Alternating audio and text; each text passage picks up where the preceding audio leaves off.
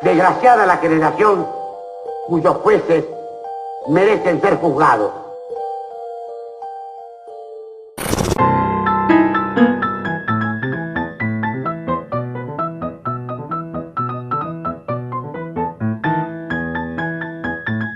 Hola a todos. Bueno, hoy vamos a hablar de un tema que se está hablando en todos los canales. Los diarios están gastando tinta, hojas, los sitios web rebalsan, hay información de un lado, del otro.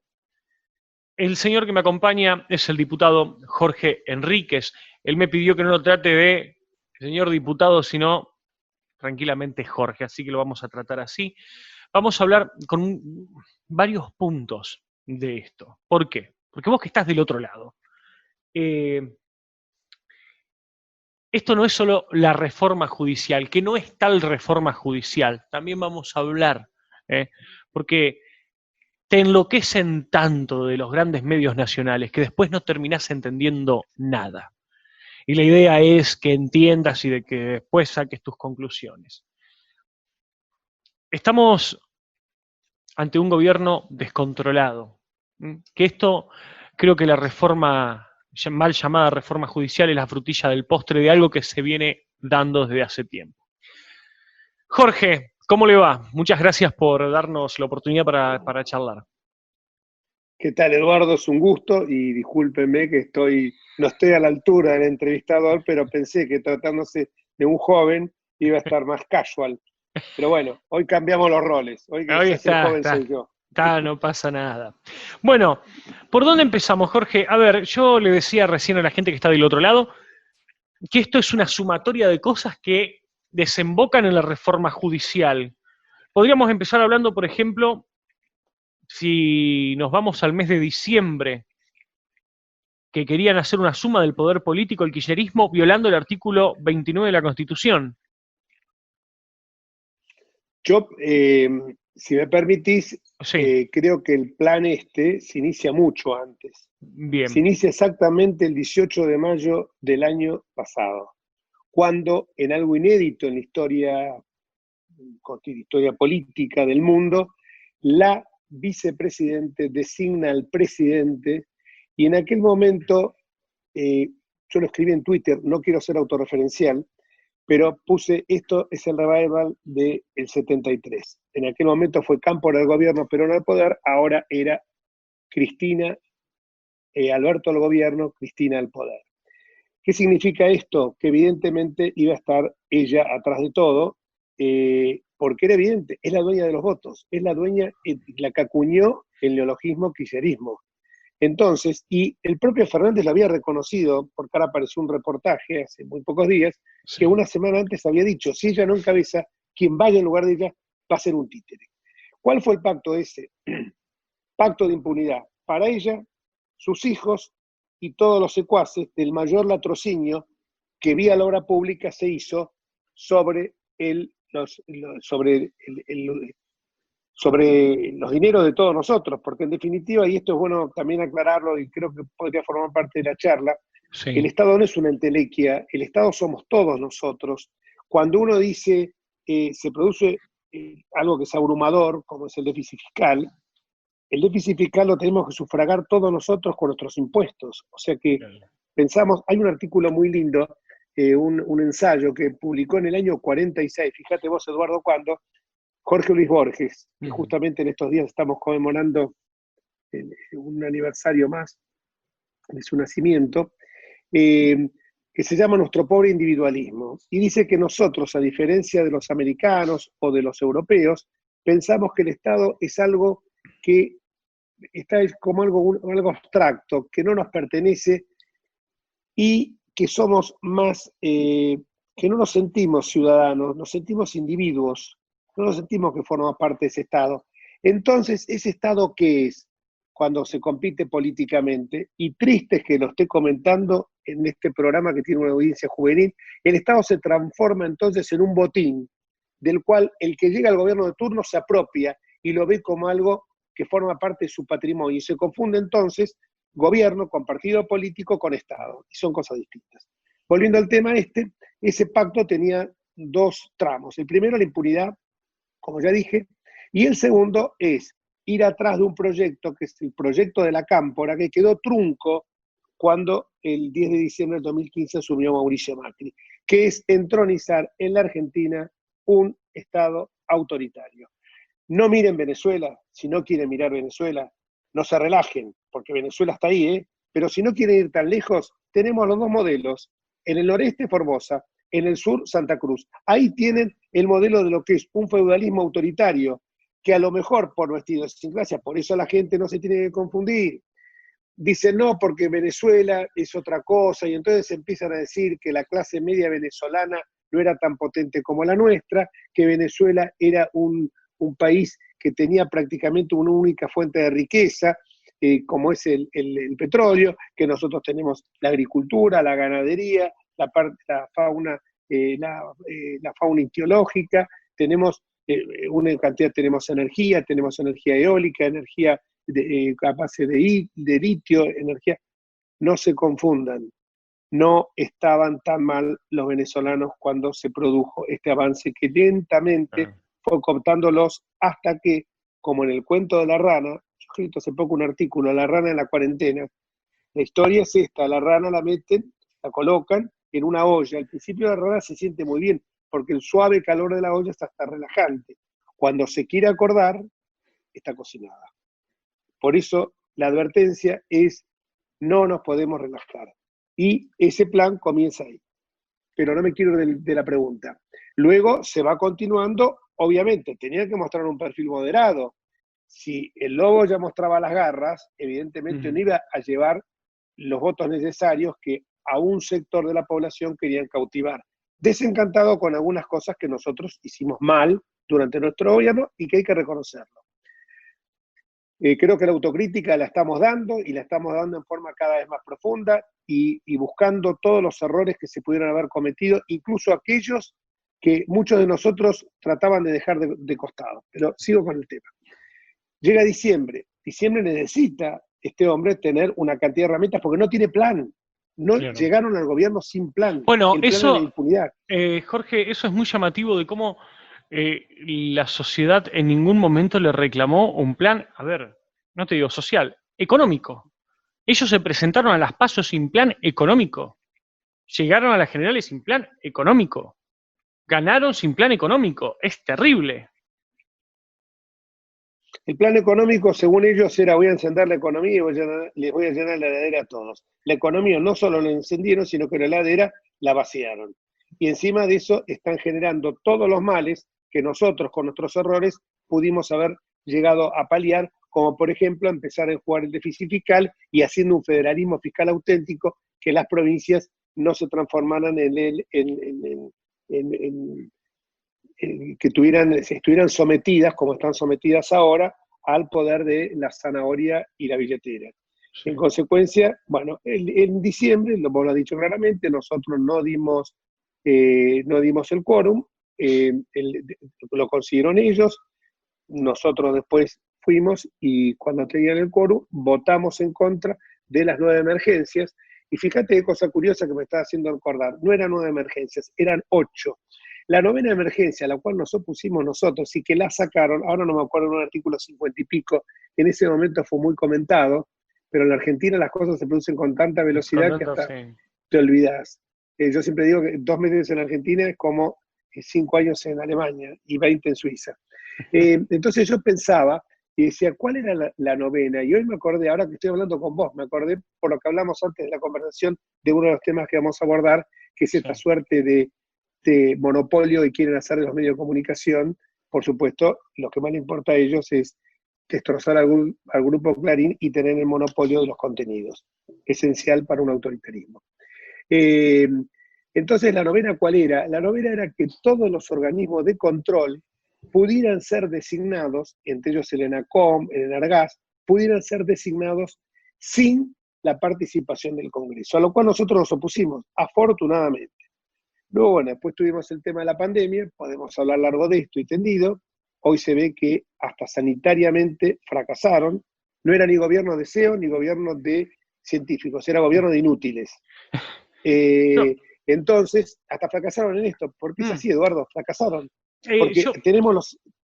Sí. Bueno, y discúlpame, esto después No, se fue avanzando con otras cuestiones como las excarcelaciones masivas, el famoso caso de Vicentín, que es el primer atropello a la propiedad privada, y que ya estaban hablando de generar una Junta Nacional de Granos, sí, que fuera la que controla los precios, hasta lo que estamos viendo hoy en día, que es la reforma de la justicia, el pretender echar a los empellones al Procurador General, y por último, esto que estábamos hablando recién nosotros, que es el monopolio de los medios de comunicación y del triple PI.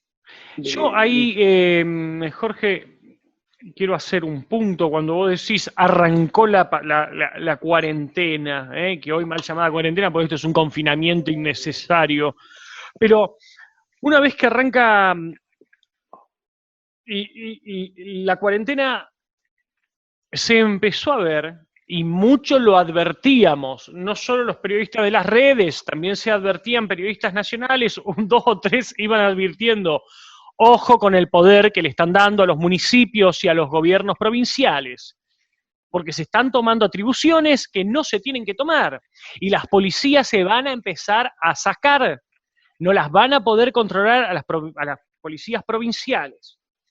Bueno, hoy tenemos casos como el de Magali Morales, Facundo, el caso Espinosa, según Correpi, las muertes en manos de las fuerzas de seguridad ya pasaron las 90, lo cual es una locura, y alguien se va a tener que hacer responsable de esto. Ahora, del otro lado, los insultos de un gran sector de la ciudadanía hacia el gobierno son entendibles. Como también hay un gran sector de la ciudadanía que marchó el 17 y también estaba enojada con la oposición. Porque la oposición en ningún momento, fueron muy pocos representantes de la oposición quienes dijeron, muchachos, paren la mano con las represiones en las provincias. Tenemos el último caso, que creo que fue la gota que rebalsó el vaso, el caso de Solange, y ahora se repitió otro caso en San Luis de unas hijas que no pudieron visitar a su padre que se murió. Entonces, digo, ¿no cree Jorge, que también la oposición ahí, la oposición acá siempre juega con el miedo de no podemos estar señalándolos porque nos tratan de golpistas? ¿Pero no creen que se les fue la mano con lo correctamente político a un gran sector de la oposición?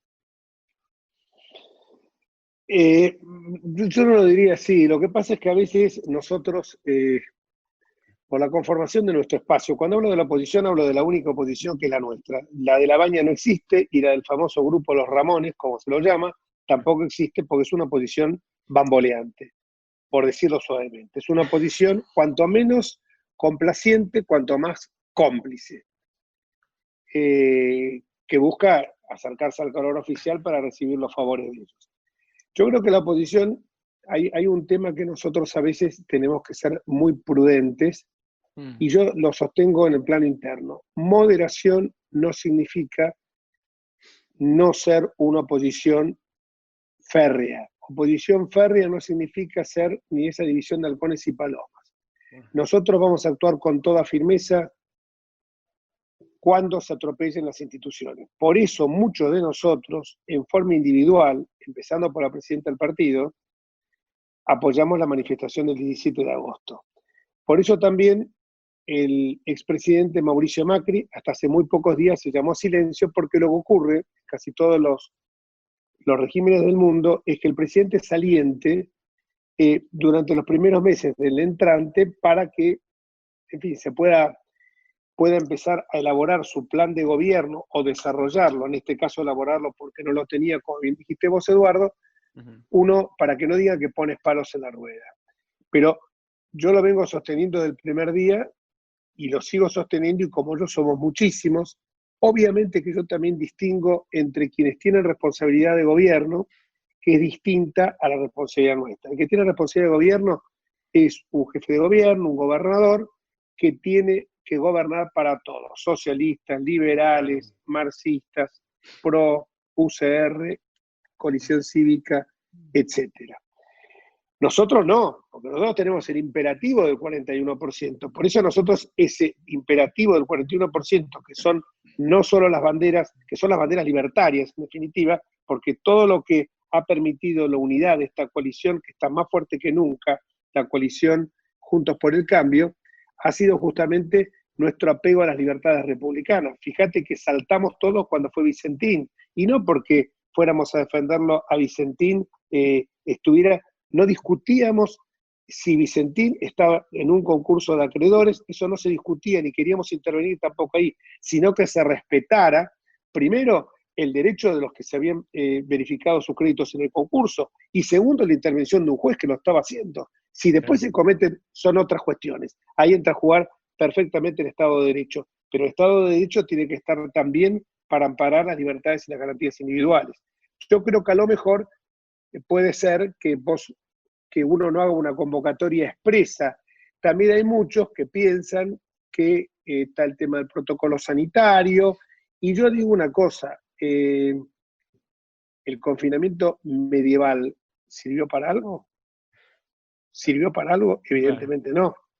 Ahora estamos viendo que la posibilidad de la vacuna y la efectividad de la misma requiere lo que los científicos llaman evidencia, va a requerir un lapso de tiempo, no sabemos si esto después puede generar otros males mayores a la distancia, y que esto es un triángulo y los tres lados son el tema sanitario, que no es solamente confinar a la gente para que no se contagie, sino también resguardar su salud psíquica, porque el confinamiento en ANCA, angustia, ahogo, depresión, por un lado. El otro es el tema económico, porque además estamos hablando de la IFE, del ATP, de todo lo. ¿De dónde sale la plata?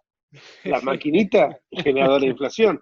2 billones de pesos ya se imprimieron y la fiesta sigue.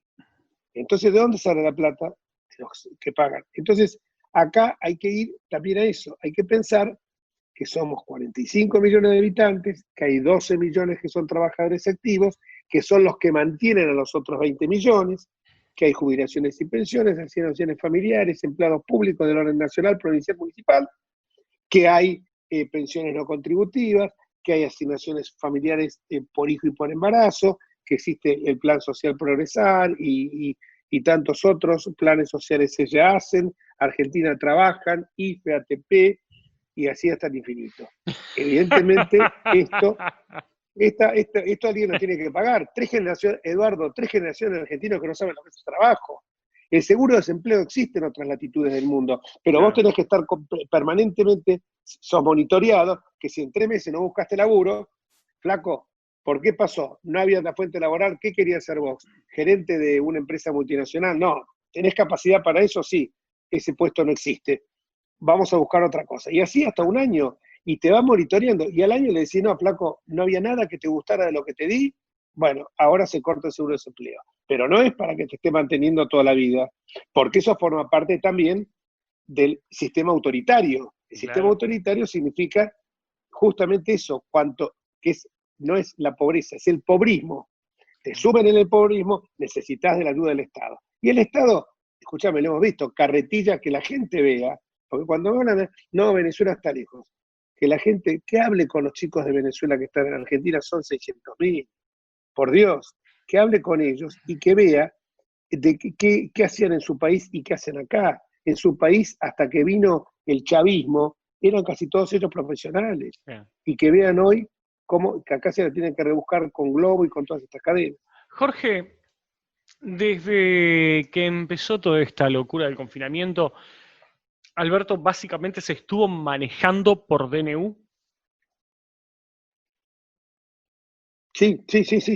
Después él se enoja cuando le decimos que se enamoró de la pandemia, pero se enamoró de la pandemia, claramente. Está enamorado de eso. Si escúchame, no tiene necesidad el Congreso tuvimos que batallar para que funcionara presencialmente. Logramos que con esas pantallas que parece el show de Lollapalooza, cuando vos vas al recinto, yo voy siempre al recinto porque además, y eso que soy factor de riesgo porque soy adulto mayor, como verán los amigos, no soy un niño, pero es mi obligación, vivo a 10 cuadras del Congreso, cobro un sueldo, que me pagan todos ustedes, más que yo también me lo pago porque pago impuestos por otro lado y hoy estoy pagando también de mi estudio profesional los sueldos de nuestro bolsillo. Bueno, de mi bolsillo.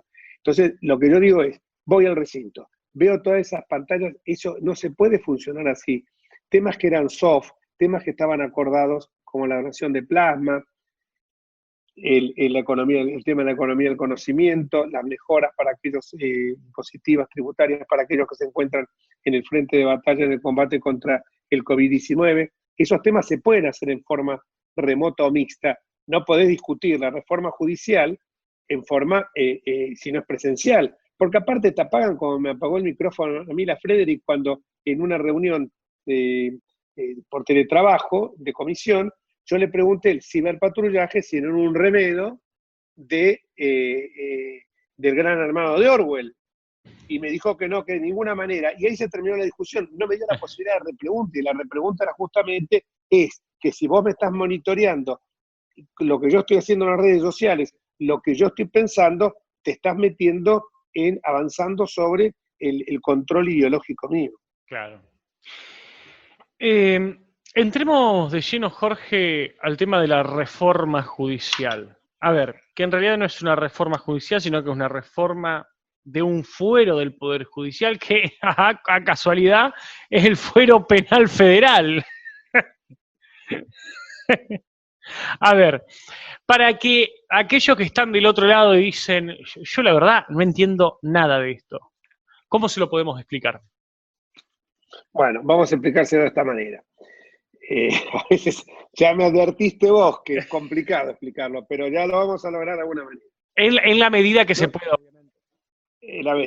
Normalmente a lo largo de nuestras vidas, nosotros es muy probable que vayamos a litigar en un fuero civil. Por ejemplo, puede ser por el cobro de una deuda, de un juicio de escrituración, firmaste el boleto, no quiere escriturar, una rescisión de boleto, daños y perjuicios, te chocaron en el coche. Podés ir a la justicia contravencional local, el vecino de al lado te hace ruidos a la noche, te ensucia en la vereda, te ensucia en la calle, es una contravención. Estas cosas se te van a dar. Fuero de familia, un divorcio, sucesión, tenencia de hijos, alimentos, régimen de visita. Muy bien. Comercial, la ejecución de un documento, puede ser que a lo mejor no es frecuente, pero te tengas que presentar a verificar un crédito tuyo en un concurso de acreedores. Ahora, es muy difícil que en tu vida vayas a la justicia federal si no te mandaste o una macana de corrupción, contrabando, no estoy hablando que tiraste un papelito en la vereda, claro. Contrabando, un caso de corrupción o situaciones que están vinculadas con el fuero federal en general contra el fisco, contra el Estado, o que te cobren una deuda impositiva. Pero al fuero específicamente, que es el que les preocupó a ellos, que es el fuero criminal y correccional federal, va nada más que las grandes causas. Las causas que tienen justamente hoy en el banquillo de los acusados, se le va a la juicio oral en alrededor de una docena de casos, un poco menos, 8, a la señora Cristina Fernández, sus cómplices, hijos, secuaces, partícipes de sus delitos. Entonces, ¿qué es lo que quieren hacer? Licuar el poder de los jueces de Comodoro Pi. Comodoro Pi es donde están estos juzgados, que hay que reformarlos, sí, pero hay que partir de otro lado. Porque no porque llegue una reforma, los que son, a ver, ¿cuál es la gente? Vos decís Comodoro Pi, la gente no sabe dónde es, hablás de los jueces y decís, ¿qué opinión tiene usted de los jueces? La gran mayoría de los jueces son honestos, pero ocurre que hay casos que son los... Claro, no todos son Zaffaroni y Ollarvide. Claro, dijiste bien, vamos a tomar Ollarvide, Zaffaroni, Canicova Corral. En el caso de estos dos, Canicova Corral y Ollarvide, son casos que revelaron una impuricia en la obtención de riquezas, un enriquecimiento absolutamente indebido, no se compadece con su sueldo. En el caso de Zaffaroni, a eso, porque también Zaffaroni está cobrando una jubilación que por demás alrededor de 800.000 pesos, que además Zaffaroni no pagaba aportes jubilatorios, eso hay que decirlo también. Ni hablemos de los prostíbulos. Ni hablemos de los prostíbulos. Pero además de eso, el señor Zaffaroni, que tanto habla de las credenciales republicanas, es bueno recordarle que en 2 oportunidades en su vida juró por estatutos de procesos militares, no juró por constituciones. Claro. Que los chicos lo sepan, que los jóvenes lo sepan, en el caso de el gobierno de facto de Onganía y la dictadura de Videla. Pero lo más perverso de todo esto, si ya no es perverso todo lo que dije, es que Zaffaroni es alguien para quien la culpa de que a vos te roben un celular, que te rompiste el alma trabajando, o a vos no, porque a lo mejor que tu caso sea un celular, que a lo mejor vos lo podés reponer, trabajás, tenés estudio, tenés profesión, pero al chico que trabajó todo un mes para poderse comprar unas zapatillas y que vos le vayas a decir, mira, la culpa del celular que te robaron a vos, Eduardo, o al chico que se peló el alma todo el mes para comprarse las zapatillas de marca, etcétera, no entremos en ese tema, la culpa no la tiene el que te afanó, la culpa la tenés vos y toda la sociedad, porque permitieron que ese tipo saliera a delinquir. Lo que ha hecho Zaffaroni es directamente algo, es dinamitar el sistema republicano, porque para él ha confundido garantismo, que lo queremos todos, estábamos hablando antes de los temas estos de violencia institucional, la cantidad de chicos y de personas que han muerto durante todo este tiempo, dándole ese poder tan grande a las fuerzas de seguridad. Obviamente las garantías las queremos todos, pero no nos podemos ir a la abolición de todo derecho punitivo, porque la ley del Estado es esencialmente represiva.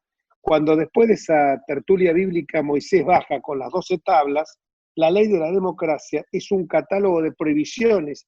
¿Y por qué es el catálogo de prohibiciones? Para que podamos vivir en sociedad, porque si no sería la ley de más fuerte, el ojo por ojo, el diente por diente. Ahora, obviamente, esas fuerzas de seguridad hay que controlarlas, tiene que ser en un marco de un equilibrio, pero no puede ser de que vos te robe a alguien algo y diga, no, la culpa la tiene, entonces con este no hay que hacerle nada, no hay que... La represión no es matar, la represión es volver las cosas a su estado anterior cuando hubo una conducta antijurídica, antisocial, que resquebrajó la buena convivencia comunitaria. O sea, tranquilamente, Jorge, podríamos decir que esta supuesta reforma judicial se da es un claro salvataje para Cristina y todo su círculo, involucrados en hechos de corrupción, nada más. No responde a las necesidades sociales, sino a la enfermiza obsesión del oficialismo, que viene utilizando la pandemia como una excusa para incrementar poder en medio de una situación que más del 50% de los argentinos está sumido en la pobreza, que vemos por doquier que cierran locales, que han quebrado, hay 1 millón de desempleados, y entonces está hecho esto a medida de ella, que es lo que a ella lo único que le preocupa. Pero además no es que a ella le preocupe zafar de las causas, porque a vos tenés una causa y decís, bueno, quiero zafar. No, encima que te premiemos, que te hagamos el monumento, que te demos una bucarda y que te pidamos perdón, y que te dejemos toda la plata que te afanaste, que la pueda disfrutar. Que me afanaste, que me robaste, disculpen van a decir los que me están escuchando, un diputado como habla, ¿no? Pero lo que pasa es que estas cosas a mí me sublevan, realmente son cosas que me afectan sustancialmente. Hay algo, Jorge, de lo cual no se está hablando muy poco, que es el costo de la reforma judicial. A ver, armar todo esto es poner más infraestructura, más equipamiento, más personal, por ende más sueldos, en el medio de una crisis terrible. Es una falta de respeto a los que están del otro lado y están sufriendo. Mira, entre Zoom y Zoom estoy hablando con vos. Antes de este Zoom tuve dos. El de la Comisión Bicameral de Implementación del Código Procesal Penal Federal y uno con todos los fiscales, ese fue del interbloque de Juntos por el Cambio. Y ahora tengo más tarde uno que se relaciona, por eso es un día hoy clavado para hablar de todos estos temas. Uno que se refiere al seguimiento del Ministerio Público, donde están haciendo lo posible para echar a empujones al actual Procurador General, porque también necesitan controlar el cuerpo de fiscales. Vos me estás preguntando el tema de lo que cuesta. Yo hice un cálculo, son 5.000 millones de pesos, pero me quedo corto, porque antes de esta reunión, y a eso iba, hablamos con fiscales, fiscales actualmente en ejercicio de distintas provincias, y dicen, no se justifica tener en algunos lugares del país como implementar un juzgado federal, porque aparte yo pensé que los inmuebles estaban. No, hay que comprar o alquilar inmuebles. Entonces un cálculo que yo había dicho y que muchos se horrorizaron, porque está el tema de la conectividad, que no lo han calculado. Nosotros que hicimos esto justamente con el anterior ministro de Justicia de la Nación, Caravano, cuando era fiscal general de la ciudad, y con Luis Sebasco, sabemos lo que es la conectividad en 200 kilómetros cuadrados, con oficinas en 4 unidades fiscales. Sabemos lo que es la conectividad y lo que cuesta. Eso que están calculando en 4.000 o 5.000 la oposición, es más, son 22.000 millones de pesos en una época en que estamos con todas estas tragedias que hoy tenemos y pensando, bueno, en esas fantasías que tenemos que, bueno, estábamos inventando como si fuera la virome o el dulce de leche, parecía que estábamos descubriendo la vacuna.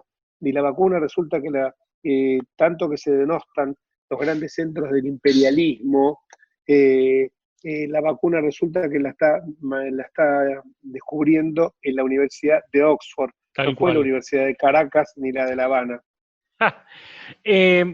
O sea que tranquilamente podríamos hablar de que esto va a ser una fiesta de jueces, mientras, cuando termine todo este circo en algún momento, vamos a tener una pobreza que oscile el 50%, cosa que nunca se vio en la República Argentina. Lo va a superar, Eduardo. ¿De cuánto crees, Jorge, que va a ser la pobreza? Y yo creo que va a andar casi 2 de 3 argentinos. No quiero ser apocalíptico, pero es así. Y además que hacen un sistema, cuando por otra parte estamos implementando en todo el país el sistema acusatorio, acusatorio, que es un sistema donde el fiscal es el dueño de la acción, que tiene mucha más preponderancia, estamos generando, por ejemplo, acá tengo unos datos que son, vamos a tener en la Ciudad de Buenos Aires 46 juzgados, en lugar de los 23 que tenemos ahora, y los vamos a asumir todos. El penal económico, que es un fuero especializado, porque es un fuero tributario, lo vamos a subsumir con el criminal correccional federal.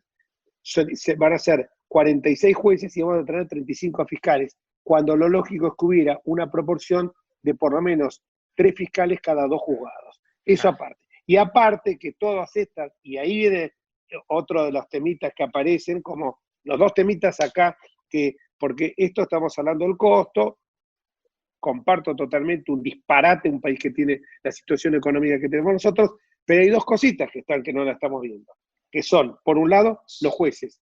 No son subrogantes, son jueces que se van a designar ad hoc mientras dure todo su proceso de designación. Y si yo te designo a vos, Eduardo, es como que te tengo con la zanahoria y vos vas a votar o vas a decidir lo que yo quiera, porque sabes que en mi mano está que eleve la terna al Senado o no. Eso por un lado. Y por el otro lado, cuando aparece el famoso artículo 72, creo que eso es 73, donde ya ahí se conjugan, para este plan que yo te había dicho, impunidad más autoritarismo, ¿cuáles son los 2 elementos que necesita el autoritarismo? Un poder judicial absolutamente cooptado, por un lado, y por el otro lado, una prensa amordazada. Ahí le prohíben a los periodistas opinar sobre las causas judiciales. Las causas judiciales, que eso es un agregado que le puso exclusivamente Parrilli. Actuando como hace siempre, como un lacayo fiel de su ama, fue a ofrecerle esto. Igual yo creo que acá hay muchas trampas, hay que estar muy atento, por eso yo, no sé si ya lo hablamos o lo hablamos en off, esto de lo que yo llamo siempre el empoderamiento de la ciudadanía. No me gustaba la palabra empoderamiento, pero creo que es muy, muy bueno aplicarla en este caso, porque se vio el 9 de julio, se vio que ese empoderamiento con los cacerolazos paró las excarcelaciones masivas, paró Vicentín, paró los avances sobre el campo, lo del 9 de julio me refiero, 20 de junio y el reciente, estuve en los 3, aclaro, estuve en los 3, guardé todo el protocolo sanitario, pero obviamente en el último no voy a quedar encerrado en el auto cuando hay gente que quiere hablar con vos, saludarte, cambiar impresiones. Bueno, yo soy diputado, tengo que darme eso por un lado, y por supuesto el otro que ya te decía, que es el tema de la censura indirecta, y que es imposible que se le prohíba a la gente opinar sobre un fallo. Los fallos se cumplen. Lo cual es una locura, tal cual, es una locura eso, es una locura. Bueno, pero necesitan eso. Lo quisieron hacer antes, con ese invento de democratización de la justicia, crearon un partido judicial, algo inédito, justicia legítima, No lo consiguieron. Ley de medios tampoco lo consiguieron, se judicializó las dos cosas. Esos dos temas, justicia dependiente y medios amordazados, ahora lo vienen a hacer, obviamente, mejoraron los procedimientos, lo están haciendo con más sutileza. Yo creo que ese artículo está puesto para después sacarlo y negociar los votos con esa oposición flácida, que diga, bueno, como nos sacaron esto, le estemos dando la excusa para decir aprueban el fondo. Y aprobar el fondo y aprobar esto es exactamente lo mismo. Por eso, los 116 nuestros no vamos a dar quórum cuando ese proyecto sea después que sea aprobado en diputados. Y a eso vamos, a ver. Acá hay una realidad. El 27 empieza, supongamos que el 28 a la madrugada se apruebe en senadores o salga de senadores con el visto bueno, porque ahí le dan los números. Después va a ir a diputado. Sí. En diputados por ahora no se sabe, está difícil. Cristina ahí la tiene muy difícil. En caso de que se caiga esta reforma, ¿vos cómo ves que actuaría Cristina? Porque, a ver, sería una derrota muy grande para el gobierno, un gobierno de 8 meses que no viene metiendo ni un gol en nada. Yo creo que esto termina, y no quiero de vuelta ser apocalíptico, termina como una 125. Me parece que el gobierno lleva la de perder. Yo estoy viendo en las provincias sobre todo, porque a veces el tema en la capital pasa más diluido. Yo veo que a veces hay diputados de la capital o senadores de la ciudad autónoma que hacen algo que está contrario a los quienes lo votaron, pero es como que están en otra cosa. En las provincias es muy fuerte. Un diputado que ha hecho que es muy simpático, muy histriónico, que se llama José Luis Ramón, porque aparte de simpático es histriónico porque, ¿sabes por qué es simpático? Porque yo le digo las cosas, a veces le he dicho algo en el recinto, le digo, che, Ramón, viste cosas que son, y me contesta con una sonrisa, che, ¿cómo vas a votar hoy? De acuerdo a como la famosa frase de Marx, estos son mis principios de Groucho Marx, estos son mis principios, si no gusta tengo en otros. Bueno, y él digo, bueno, de acuerdo si algunos factores climáticos, no sé, para no ser tan duro, y lo toma como una broma. A mí si vos me decís eso, es ofensivo. En la provincia de Mendoza, ya me han dicho diputados nuestros de Mendoza, que creo que si vota esto no puede pisar la provincia. Sí, hay un... Y como le pasa a él, sí. le pasa... No te olvides que te voy a decir algo. Hubo un senador, nunca me voy a olvidar, que dijo, yo voy a votar en contra de la 125. Pero además le habían ofrecido de todo. Es de un pueblo muy chiquito de Santiago del Estero, no más de 500 habitantes. Le dije, me dijo él, te ofrecieron de todo. Pero si yo si yo acepto esto, no puedo volver más a mi pueblo. Y mi pueblo es todo para mí. Porque por más que me pueda ir a vivir al mejor lugar del mundo, darle la mejor educación a mis hijos, no poder ver ese pueblo es tremendo. Y el caso de Cobos, que los hijos le dijeron, si vos llegás a votar a favor, no nos ves nunca más la cara. ¿Te das cuenta? Porque eso me parece que hay temas de los cuales vos no podés volver. Entonces yo apelo mucho a eso. Y por supuesto apelo a una ciudadanía activa, una ciudadanía que comprenda que nosotros podemos hacer todo lo máximo. Yo me estoy cansando de meter denuncias penales desde el presidente de la República por abuso de autoridad hasta el titular de la OA, de la Oficina Anticorrupción, pero evidentemente en muchos de esos casos pasa como recientemente una que lo sobreseyeron, porque también hay que decir, la justicia en muchos casos es muy timorata y tiene lo que se llama en la doctrina jurídica la defección estratégica, que dicho en buen romance es una justicia oportunista en muchos casos. Entonces, es predictiva de los vientos que vienen políticamente. Entonces creo que eso va a costarle. Ahora, si sufre una derrota será por su impericia, pero además Fernández ya está acostumbrado a esto. Fernández dijo, Vicentín, pensé que la gente me iba a aplaudir, ¿cómo no me salieron a aplaudir? Di marcha atrás. Entonces te das cuenta, ¿no? Eso es lo que pasa. Vos decís, yo me muevo de risa, no es el presidente Fernández, es el vocero presidencial, es el vocero presidencial, la presidenta es otra. Entonces, vos decís, no hay convicciones, no hay firmeza, No hay nada, ¿me entendés? No hay nada Por eso sólido. yo creo, Jorge, que este 27 empieza la vigilia en el Congreso y el 26 empieza la vigilia a la tarde y el 27 el Congreso va a explotar, como van a explotar los principales puntos del país donde la gente se va a juntar y que desde acá nosotros invitamos.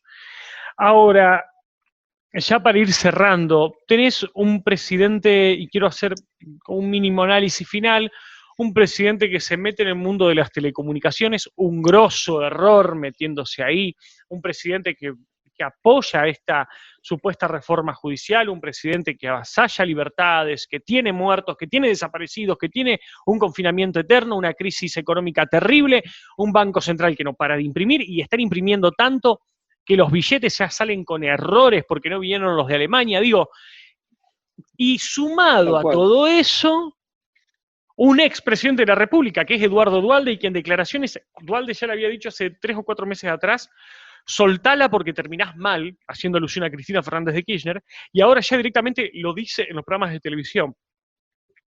Jorge, ¿cómo crees que va a terminar toda esta novela? Yo creo que toda esta novela, no quiero ser apocalíptico, pero yo siempre digo que cuando las cosas empiezan mal, terminan mal. No quiero pensar en nada, creo que Duhalde se equivocó porque la democracia es algo que los argentinos estamos dispuestos a cuidarla, y pensemos que en ninguna de las manifestaciones que fueron con lemas fuertes, ninguno de esos lemas fue violento. Esos lemas no eran disruptivos del orden constitucional. Esos temas es gente que quiere un mejor futuro para ellos y para sus hijos. Es gente que no está dispuesta a claudicar de libertades individuales. Es gente que en el 83 juró no volver atrás a un pasado de conculcar libertades. Es gente libertaria. Y esa gente va a salir a la calle cuantas veces sea y lo va a hacer pacíficamente. Y lo va a hacer con con un variopinto, porque no fue la manifestación de los ricos, ¿eh? Estaban los Audi y estaban las furgonetas, estaba la gente de a pie, que fue de a pie y que vino de lugares eh, alejados, y uno si lo ve con la óptica de la ciudad, que vaya lo que pasó, que yo tengo el mapa de todos los 80 y pico de puntos del país, tenemos, por primera vez hubo una manifestación, me mandó la diputada Reyes del Calafate, una manifestación en el Calafate, bajo la nieve, yendo los autos, que hicieron una manifestación ruidosísima por más de 6 horas, llegó hasta bien entrada la noche. Entonces creo acá, no sé, igualmente, como decían, no me acuerdo quién dijo, que la democracia es como la lanza de Aquiles, cura las heridas que abre. Estas heridas se van a cubrir con más democracia, con más república, con más libertades. No hay que engañarse. Hace mucho tiempo, yo me acuerdo un artículo que habíamos escrito, que decíamos parece que el crecimiento económico es directamente proporcional a la pobreza cívica. Cuando estaban esas rutilantes tasas que crecíamos ficticiamente a tasas chinas, porque no nos desarrollábamos, crecíamos, eran esos índices, esos commodities tan rutilantes, nos impactaban y veíamos que teníamos un crecimiento económico a lo mejor en que podíamos obtener un mayor bienestar, pero eso después se derrumba, y entonces en ese momento parece que temas que son intangibles como la libertad, el respeto al prójimo, la propiedad, la solidaridad, son valores que pasan a un segundo plano. Pero cuando vivís estos momentos de angustia, te das cuenta que solamente, cuando hablaba de los 3 lados del triángulo, me faltó el tercero. El tercer lado es el lado institucional, que no lo debemos dejar descuidar. Por eso nosotros, yo le digo a la gente, que el mejor apoyo que podemos recibir nosotros es porque tenemos el 41%, no tenemos mayoría en ninguna de las cámaras, incluso en la otra en el Senado tienen quórum propio, acá tienen que por lo menos negociar con esa oposición blandengue, pero bueno, la tienen al alcance de la mano quizás, pero la gente, me parece que en esto es vital la presencia activa de la gente. Creo que fue Alan Turén el que dijo que la democracia no se agota con el acto de votar, sino que es un estilo de vida, que los argentinos lo incorporamos para siempre, Eduardo, y esperemos que no lo perdamos. Jorge, muchísimas gracias, y a todos los que están del otro lado, muchas gracias por habernos acompañado.